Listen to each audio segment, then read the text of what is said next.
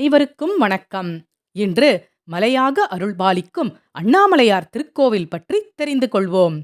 திருவண்ணாமலையில் மிகவும் பிரசித்தி பெற்ற அண்ணாமலையார் திருக்கோவில் அமைந்துள்ளது.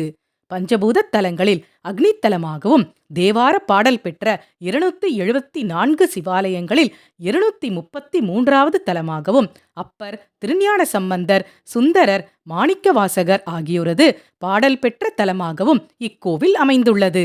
சிவபெருமான் ஜோதி வடிவாக பிரம்மாவுக்கும் விஷ்ணுவுக்கும் காட்சி கொடுத்த இடம் திருவண்ணாமலை என்று கூறப்படுகிறது.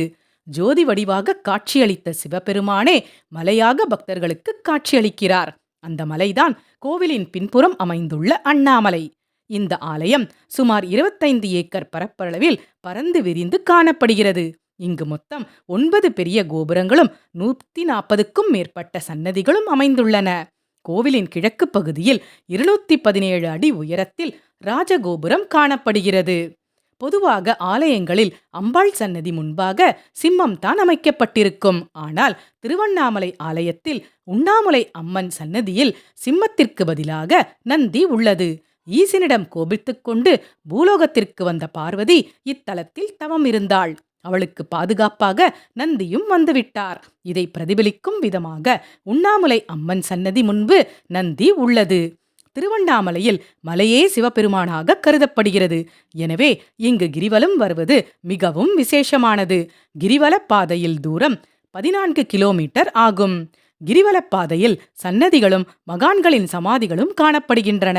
மேலும் திருவண்ணாமலை மலையை சுற்றி இந்திரலிங்கம், அக்னிலிங்கம், யமலிங்கம், நிருத்திலிங்கம், வருணலிங்கம், வாயுலிங்கம், குபேரலிங்கம், ஈசான்யலிங்கம் என 8 லிங்கங்கள் உள்ளன.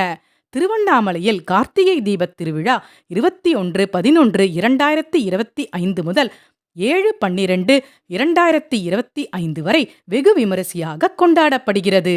இன்று 3/12/2025 அன்று அதிகாலையில் அண்ணாமலையார் உண்ணாமுலை அம்மனுக்கு சிறப்பு அபிஷேகம், ஆராதனைகள் நடைபெற்று பின்பு அண்ணாமலையார் கருவறையில் பரணி தீபம் ஏற்றப்படும்.